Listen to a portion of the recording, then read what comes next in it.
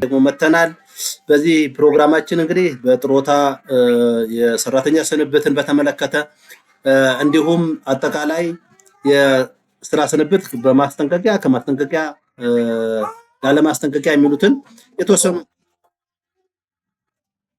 መረጃዎችን ወደ እናንተ ለማስተላለፍ ነው የመጣ ነው። እንግዲህ አንድ ሰው ጥሮታው 60 ዓመት ከሞላውና ከዚያ በላይ ከሆነው 15 ዓመት ካገለገለ የጥሮታ ይከበርለታል። የጥሮታውን ስሌት ወይም አከፋፈል ምን ይመስላል የሚለውንም በዚያው እያየን እንሄዳለን።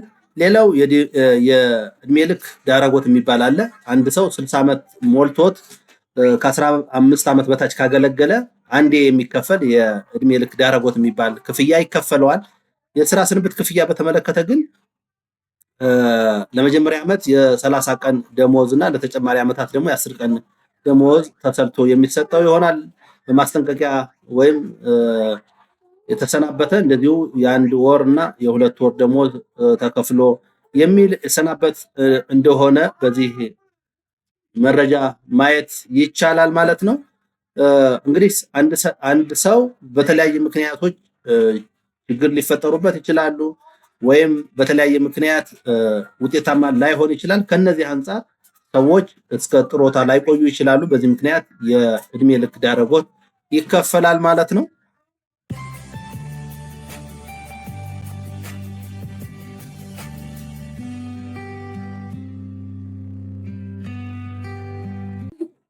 የጥሮታ መዋጮን በተመለከተ በአዲሱ መመሪያ መሰረት የመዋጮ መጠኑ ከዚህ በፊትም እንደነበረው 7% ነው ከሰራተኛው የሚጠበቀው፣ ከአሰሪው ደግሞ 11% ነው የሚጠበቀው። አጠቃላይ 18% መከፈል አለበት ማለት ነው።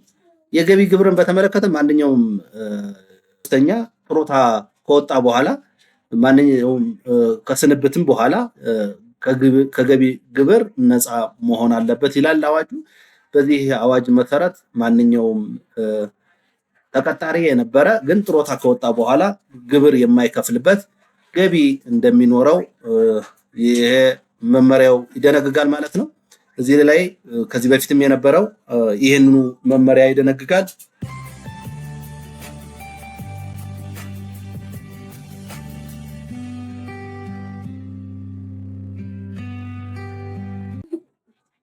እንግዲህ የሰራተኛው መብትና ግዴታ አለ። በቅነታ ወቅት አንድ ሰራተኛ ሲቀነስ መብቱ ምንድነው? ቅድሚያ የማግኘት መብት አለ። ድርጅቱ የስራ ቅነሳ ሲያደርግ የሰራተኛው ማህበር አመራሮች ወይም የነፍሰ ጡር እናቶች ቅድሚያ የመቆየት መብት አላቸው። እነሱ ይቆያሉ። የምስክር ወረቀት የመስጠት፣ የስራ ልምዱን መስጠት፣ የክፍያ መረጃ መስጠት፣ መዋጮ ለምሳሌ ለጥሮታ ኤጀንሲ ገቢ የሚደረጉ የሚረጋገጡ መረጃዎች፣ የጥሮታ መለያ ቁጥር፣ ፔንሽን አይዲ የማግኘት እነዚህ መብት ናቸው። ከድርጅቱ ከመሰናበቱ ከመቀነሱ በፊት ወይም ሲቀነስ እነዚህ ደብዳቤዎችን ሰነዶችን መስጠት አለበት ማለት ነው። የተሰናበተው ሰራተኛ ወይም የተሰናበተችዋ ሰራተኛ ደግሞ ንብረት ማስረከብ፣ ስራ አጠቃላይ በእነሱ ቁጥጥር ስር የነበሩት ነገሮችን በሙሉ ለድርጅቱ ማስረከብ ተገቢ ነው ማለት ነው። የጥሮታ አበል ስሌቱ እንዴት ነው የሚሰላ? ከዚህ በፊት በተደጋጋሚ ነግረናቸዋል። አንድ ሰራተኛ 60 ዓመት ከሞላው በኋላ ላለ የመጨረሻዎቹ 3 ዓመታት አማካይ ደሞዝ በአገልግሎት ዘመን ተባስቶ ነው የሚሰጠው። ለመጀመሪያው 15 ዓመት አገልግሎት የመጀመሪያው 30% ቢሆን ወይም 30% ነው። የሚቀጥለው ደግሞ በ1.25 እየተባዛ ይሄዳል ማለት ነው። በዚህ ስሌት መሰረት ለእያንዳንዱ እንግዲህ ከ15 ዓመት በላይ ላለው ለእያንዳንዱ 1.25 ሲባዛ ስትቀንሱት ከ37 ዓመት ያገለገለ ሰው 22 ዓመት ይሆናል። 22 ሲባዛ በ1.25 27.5 አጠቃላይ 57.5። ይሄ ግለሰብ እንግዲህ 40,000 ደሞዝ ቢከፈለው ወይም መጨረሻ 3 ዓመታት 40,000 ብር የሚያገኝ ደሞዝተኛ ቢሆን በ57.5 ስሌት ተሰርቶ ነው የሚከፈለው ማለት ነው። ይሄ አጠቃላይ የሰራተኛውን የደሞዝ ሁኔታ ይወስናል ማለት ነው። ይሄ እየተከፈለው ያለ ሰው ሲሰናበት የአንድ ዓመት ክፍያውን ብቻ ነው የሚያገኘው። እዚህ ላይ ግን ማየት ያለብን ለምሳሌ እንደው ከቀላሉ ልጀምርላችሁ 10,000 የሚከፈለው ሰው ወደ 5,000 አካባቢ ብር ያገኛል ማለት ነው። ይሄ 40,000 የሚከፈለው ሰው ግን ወራው የጡረታ አበሉ 23,000 ብር ነው የሚሆነው ከግብር ነፃ የሆነ ማለት ነው። የስራ ስንብት ቢሰናበት ይሄ ሰውዬ እንግዲህ ነግሬያችኋለሁ ለ6 ወር ብቻ ነው የሚከፈለው ወይ 180 ቀን ነው 240,000 ብር ያገኛል። ይሄም ከግብር ነፃ ማለት ነው። የጡረታ መዋጮ በወር 7 አዋጥቶ ማለት ነው። ከድርጅቱ ደግሞ 11% ተዋጥቶ ይሄ ክፍያ የሚገባው እንደሆነ ይደነግጋል ማለት ነው።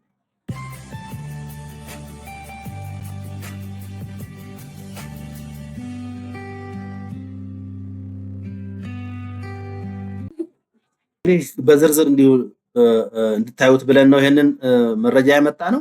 ከዚህ በፊት አዲስ አይደለም። መብታችን ምንድነው፣ ግዴታችን ምንድነው የሚለውን ማወቅ መቻል አለብን ብለን እናስባለን። መብት የምንለው የገቢ ግብር ነፃነት ማግኘት፣ በጡረታ አበልና በስራ ስንብት ክፍያ ላይ ግብር አለመክፈል መብት ነው። የሕክምና መብት፣ በመንግስት ሆስፒታሎች ነፃ ሕክምና ማግኘት ጡረታ ላይ ያለ ነው። የቤተሰብ መብት፣ ጡረተኛ ሲሞት ወይም ስትሞት ለባለቤቱ ወይ ለባለቤቷ ለልጆች የጡረታ ድርሻ መሰጠት መብታቸው ነው። ግዴታቸውን ቅድም እንዳልኳችሁ ሲለቁ ንብረት ማስረከብ፣ በእነሱ እጅ ያሉ ንብረቶችን ለሚመለከተው ድርጅት ማስረከብ ዋናው ነው ማለት ነው። ስለዚህ በዚህ አሰሪ አዋጅ ቁጥር 1156 2011 መሰረት አንድ ሰራተኛ ምንም ያህል ረጅም ዘመን ቢያገለግል የሚከፈለው የስራ ስንብት ከ6 ወር እንደማይበልጥ ወይም 180 ቀን ብቻ እንደሆነ እንግዲህ በዚህ አዋጅ ተደንግጓል ማለት ነው። ያለ ማስጠንቀቂያ እንዴት ነው ሰራተኞች የሚባረሩት ወይም ሰራተኞች የሚቀነሱት የሚለው አንደኛ መቅረት ነው። በአመቱ እስከ 30 ቀን በላይ ሳያስፈቅዱ ወይም በተከታታይ ከ5 ቀን በላይ ከቆዩ ያለ ምክንያት ከቆዩ ይባረራሉ። ሌላው ማታለል፣ በድርጅቱ ውስጥ የሐሰት መረጃ ማቅረብ፣ ስድብና ጥቃት መፈጸም፣ ስድብ፣ ዛቻ፣ አካላዊ ጥቃት፣ የንብረት ጉዳት ሆን ብሎ ወይም በከባድ ቸልተኝነት፣ ስካር፣ የስራ መመሪያ መጣስ፣ እነዚህ በጣም ፍጹም ማስጠንቀቂያ የማይገባቸው ጥፋቶች ናቸው። ቀጥታ ነው የሚያስባርሩ። አንድ ድርጅት ላይ ያለ ሰራተኛ እነዚህን ፈጽሞ ከተገኘ አውቶማቲካሊ ቀጥታ የሚባረር ወይም የሚያስባርር ነው የሚሆነው ማለት ነው። በማስጠንቀቂያ የሚያስባርሩ በማስጠንቀቂያ የሚያሰጡ ስራ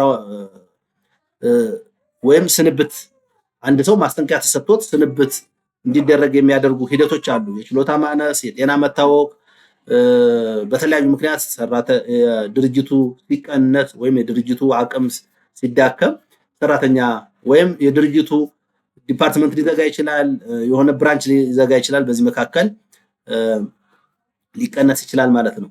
የስራ ስንብት ስርዓት አለው። በነገራችን ላይ የመጀመሪያው የጽሁፍ ማስጠንቀቂያ በየትኛውም መንገድ የጽሁፍ ማስጠንቀቂያ መስጠት አለበት። ጽሁፍ ማስጠንቀቂያ የተሰጠው አካል ደግሞ ራሱን የመከላከል መብት አለው። መከላከል ካልቻለ የስንብት ደብዳቤ ይሰጠዋል። በዚያ ክሊራንስ ንብረት ርክክብ እንዲያደርግ በቂ ምክንያት አለው ማለት ነው። ያለ ምክንያት ይሄ ሁሉ ተደርጎ ከተባረረ ግን አንድ ሰራተኛ ወደ ስራ የመመለስ እድል አለ። ስራ እድል ይፈጠርለታል። ወደዚያ ተመልሶ የመስራት እድል ይኖረዋል ማለት ነው። ውድ ቻናላችን ቤተሰቦች የጡረታ የስንብትን መሰረት ያደረገ መረጃ ይህን ይመስል ነበር። ወደ ቤቶች መረጃ እናልፋለን። እንግዲህ ሰሞኑን ወይዘሮ አዳነች አቤቤ በተለያዩ ሳይቶች ጉብኝት እያደረጉ ነው። 18 ሳይቶች ወደ 97,000 ቤቶች ተጀምረዋል። እንግዲህ አብዛኞቹ 70% እና ከዚያ በላይ የተጠናቀቁ መሆናቸውን እንግዲህ በሪፖርታቸው አቅርበዋል። የመስክ ጉብኝታቸው ምን ይመስል ነበር የሚለውን በተለይ የ97 ተመዝጋቢዎች እና 2005 ተመዝጋቢዎች እንግዲህ በዚህ ዓመት በእርግጠኝነት ባለድለኞች ትኖራላችሁ ብዬ አስባለሁ። እንዲሁ መረጃውን ለእናንተ ለመጋበዝ ያህል ነው። መቼም አንድ ሀገር ሰላም ሆነች ችግርም ሆነች ደግሞ እያንዳንዱ ሰው ሲደሰት የተሻለ ነገር ሲያገኝ ሁላችንም ደስ ሊለን ይገባልና ከዚህ አንጻር እስኪ በጉብኝት ወቅት ወይዘሮ አዳነች አቤቤና ሌሎች የከተማ አስተዳደሩ ካቢኔ አመራሮች ጉብኝቱን በምን መልኩ ሲንቀሳቀሱና ህንፃዎች ምን እንደሚመስሉ አስጎብኝቻችሁ እመለሳለሁ። መልካም ቆይታ።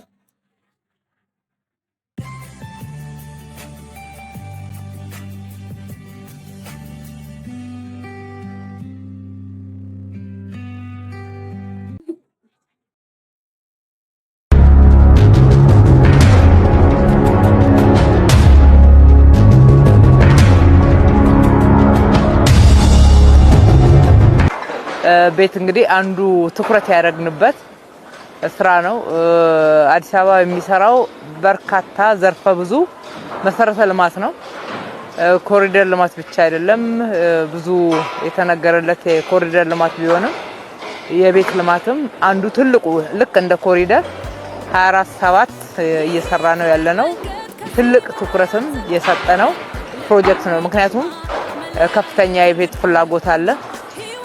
አቅርቦትም ትኩረት ሰጠነው እንኳን ቢሆን ከፍላጎቱ ጋር የተጣጣመ እየሆነ አይደለምና ይሄንን ለማጥበብ ያለውን ልዩነት በአቅርቦትና በፍላጎት መካከል ያለውን ልዩነት ለማጥበብ ብዙ ትኩረት ሰጥተናል። በዚህ በ2018 ወደ 100,000 ቤቶች ለመስራት ባቀድነው መሰረት 97,000 ቤቶችን ጀምረን እየሰራን ያለነው። ወደ 50,000 የሚደርሱት ቀጥታ በከተማው በጀት ተመድቦላቸው እየተሰሩ ያሉ ናቸው። ሌሎቹ ደግሞ በመንግስትና በግል አጋርነት በጋራ እየሰራናቸው ያሉ ቤቶች ናቸው ማለት ነው። አሁን የጀመርናቸው በክረምት አካባቢ ነው የተጀመረው። ወደ ነሐሴ አካባቢ አሁን 7ኛ ወራቸው ላይ ደርሰዋል።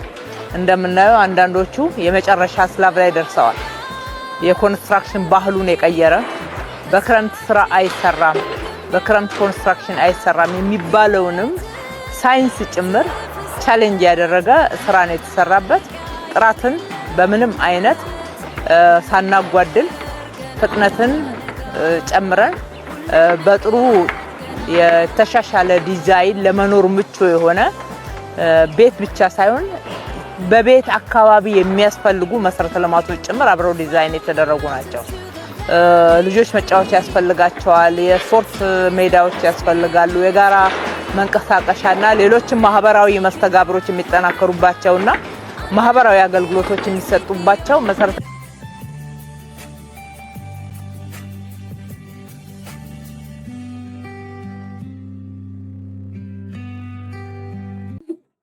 ልማቶች ተካተው ነው። ለዛም መሬት ወስነን መድበን ለቤቶቹም ጭምር በተመሳሳይ ሁኔታ ፓርኪንግ የመሳሰሉትን እና የመንገድ የውሃ እነኚህ ባለፉት የጋራ መኖሪያ ቤቶችን ስንሰራ ያጋጠሙን ክፍተቶች ተምረንባቸው እነኚህ ላይ እንዳይደገሙ በማድረግ ነው እየሰራን ያለነው። በጣም በጥሩ ሁኔታ ሄደውልናል።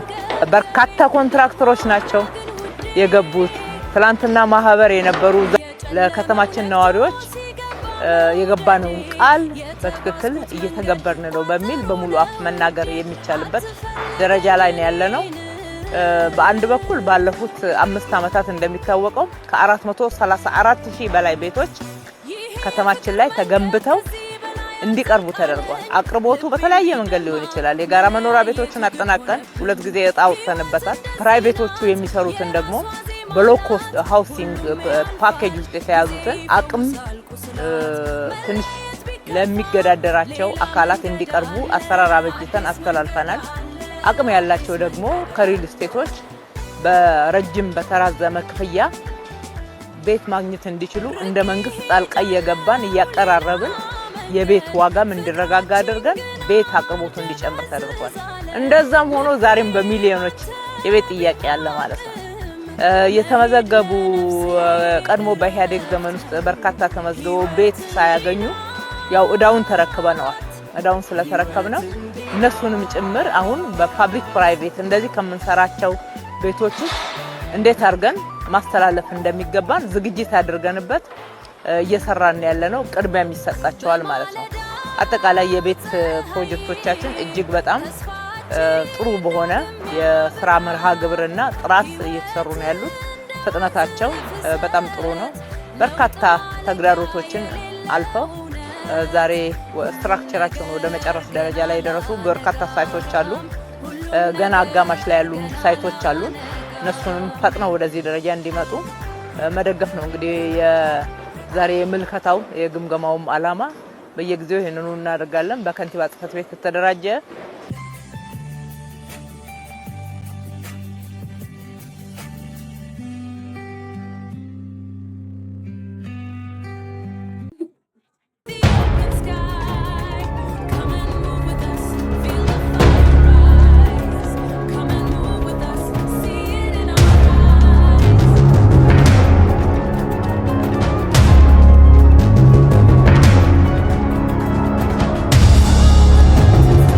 ዛሬ እየገመገምን ያለነው የቤት ልማት ፕሮጀክቶቻችን የደረሱበትን ደረጃና ያጋጠሙ ችግሮችም ካሉ በሳይት ላይ ተመልክተን ችግሮቹን በፍጥነት ለመፍታት ነው። ቤት እንግዲህ አንዱ ትኩረት ያደረግንበት ስራ ነው። አዲስ አበባ የሚሰራው በርካታ ዘርፈ ብዙ መሰረተ ልማት ነው። ኮሪደር ልማት ብቻ አይደለም። ብዙ የተነገረለት የኮሪደር ልማት ቢሆንም የቤት ልማትም አንዱ ትልቁ ልክ እንደ ኮሪደር 24/7 እየሰራ ነው ያለነው። ትልቅ ትኩረትም የሰጠነው ፕሮጀክት ነው። ምክንያቱም ከፍተኛ የቤት ፍላጎት አለ። አቅርቦትም ትኩረት የሰጠነው እንኳን ቢሆን ከፍላጎቱ ጋር የተጣጣመ እየሆነ አይደለምና ይሄንን ለማጥበብ ያለውን ልዩነት በአቅርቦትና በፍላጎት መካከል ያለውን ልዩነት ለማጥበብ ብዙ ትኩረት ሰጥተናል። በዚህ በ2018 ወደ 100,000 ቤቶች ለመስራት ባቀድነው መሰረት 97,000 ቤቶችን ጀምረን እየሰራን ያለነው። ወደ 50,000 የሚደርሱት ቀጥታ በከተማው በጀት ተመድቦላቸው እየተሰሩ ያሉ ናቸው። ሌሎቹ ደግሞ በመንግስትና በግል አጋርነት በጋራ እየሰራናቸው ያሉ ቤቶች ናቸው ማለት ነው። አሁን የጀመርናቸው በክረምት አካባቢ ነው የተጀመረው። ወደ ነሐሴ አካባቢ አሁን 7ኛ ወራቸው ላይ ደርሰዋል። እንደምናየው አንዳንዶቹ የመጨረሻ ስላብ ላይ ደርሰዋል። የኮንስትራክሽን ባህሉን የቀየረ በክረምት ስራ አይሰራም፣ በክረምት ኮንስትራክሽን አይሰራም የሚባለውንም ሳይንስ ጭምር ቻሌንጅ ያደረገ ስራ ነው የተሰራበት። ጥራትን በምንም አይነት ሳናጓድል ፍጥነትን ጨምረን በጥሩ የተሻሻለ ዲዛይን ለመኖር ምቹ የሆነ ቤት ብቻ ሳይሆን በቤት አካባቢ የሚያስፈልጉ መሰረተ ልማቶች ጭምር አብረው ዲዛይን የተደረጉ ናቸው። ልጆች መጫወቻ ያስፈልጋቸዋል፣ የስፖርት ሜዳዎች ያስፈልጋሉ፣ የጋራ መንቀሳቀሻና ሌሎችም ማህበራዊ መስተጋብሮች የሚጠናከሩባቸውና ማህበራዊ አገልግሎቶች የሚሰጡባቸው መሰረተ ልማቶች ተካተው ነው። ለዛም መሬት ወስነን መድበን ለቤቶቹም ጭምር በተመሳሳይ ሁኔታ ፓርኪንግ የመሳሰሉትን እና የመንገድ የውሃ እነኚህ ባለፉት የጋራ መኖሪያ ቤቶችን ስንሰራ ያጋጠሙን ክፍተቶች ተምረንባቸው እነኚህ ላይ እንዳይደገሙ በማድረግ ነው እየሰራን ያለነው። በጣም በጥሩ ሁኔታ ሄደውልናል። በርካታ ኮንትራክተሮች ናቸው የገቡት። ትላንትና ማህበር የነበሩ ዛሬ ወደ ኮንትራክተርነት ያደጉ አንድ ብሎክ ለአንድ ኮንትራክተር እየሰጠን በዛ በርካቶችን አሳትፈን ነው እየሰራን ያለነው። በእነኚህ የቤት ፕሮጀክት ልማቶች ከ200,000 በላይ ሰው የስራ እድል አግኝቷል። አሁን እየሰራ ያለው በሺፍት ነው። ከ200,000 ሰው በላይ ቀጥታ ተሳታፊ ነው። በተዘዋዋሪ ተሳታፊ የሆነው ደግሞ በትክክል ዳታው አልተያዘም ማለት ነው። በሌላ በኩል የስራ ባህሉን በጣም አሻሽሏል። ሰው ገና ወደ ፕሮጀክቶቻችን ሲመጣና ስራ ሲያገኝ 24/7 መስራት እንዳለበት አምኖ ነው እየመጣ ያለው። በሺፍት ያሰራሉ። ለሺፍት የሚያስፈልገውን መሰረተ ልማት ያዘጋጃሉ። ለሺፍት የሚያስፈልገውን ግብአት ያዘጋጃሉ። ሁሉ ነገር በጋራ ታቅዶ ነው። አሁን ስትራክቸሩ መጨረስ ብቻ አይደለም፣ የማጠናቀቂያ ስራዎች የፊኒሺንግ ስራዎች ጎን ለጎን ታቅደው አብሮ ነው እየተሰራ ያለው። ስለዚህ በዚህ አመት የጀመርናቸውን በተለይ በመንግስት በጀት ቀጥታ የጀመርናቸውን እንደምናጠናቀቅ እርግጠኛ ሆነናል ማለት ነው። ለከተማችን ነዋሪዎች የገባነውን ቃል በትክክል እየተገበርን ነው በሚል በሙሉ አፍ መናገር የሚቻልበት ደረጃ ላይ ነው ያለነው።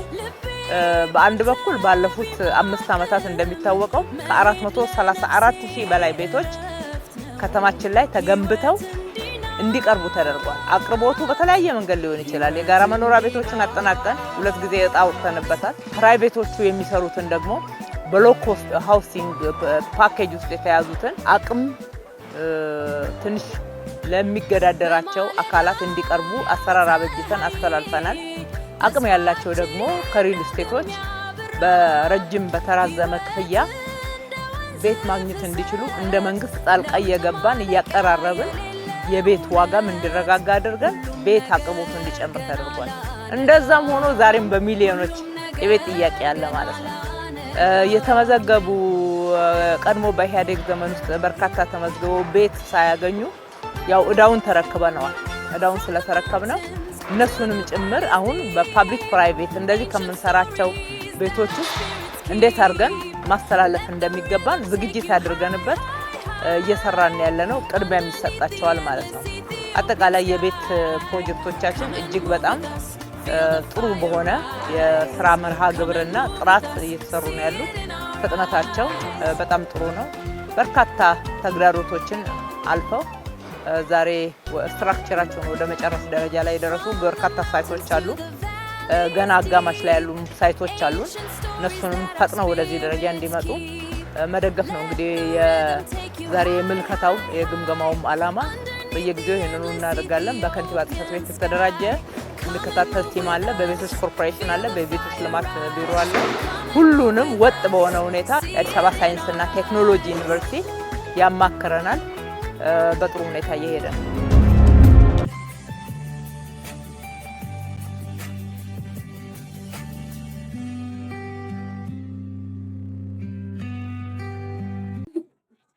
እያደረገች እንደነበረ በቪዲዮ አሳይተናቸዋል። በዚህ ቪዲዮ መሰረት እንግዲህ 97,000 ቤቶች አካባቢ እየተሰሩና አብዛኞቹ ደግሞ ከ70% በላይ አፈጻጸማቸው የደረሰ መሆኑን እንግዲህ አብስረዋል ማለት ነው። ወይዘሮ አዳነች አቤቤ እንግዲህ ይሄ ምርጫ ከመድረሱ በፊት ለሁሉም እጣ የሚወጣ ይሆናል። በተለይ 97 ተመዝጋቢዎች እና የ2005 ደግሞ ባለ 3 መኝታና ባለ ስቱዲዮ ብዙ ቤቶች እንደሚደርሳቸው ይገመታል። ይህንን መረጃ እንግዲህ ከተማ አስተዳደሩ የተለያዩ ማህበራዊ ሚዲያዎችም የአዲስ አበባ ሚዲያ ኔትወርክም ሲያስተላልፈው እንደነበር አይዘነጋም። እንግዲህ ይህንን በአንድ ወር በሁለት ወር ውስጥ እጣ እንደሚወጣ ተናግረዋል። እንግዲህ ለተመዝጋቢዎች ይህን እድል እንዳያመልጣችሁ፣ ምዝገባ መመዝገቡ ብቻ ሳይሆን መቆጠቡ ወሳኝ ስለሆነ ቁጠባ ያላጠናቀቃችሁ 20%ቱን 40%ቱን ቅድመ ክፍያውን ማዘጋጀት፣ አንዳንድ እስካሁን በየወሩ ማዋጣት የነበረባችሁን ማዋጣት ማስገባት ያስፈልጋል ብለን እናስባለን።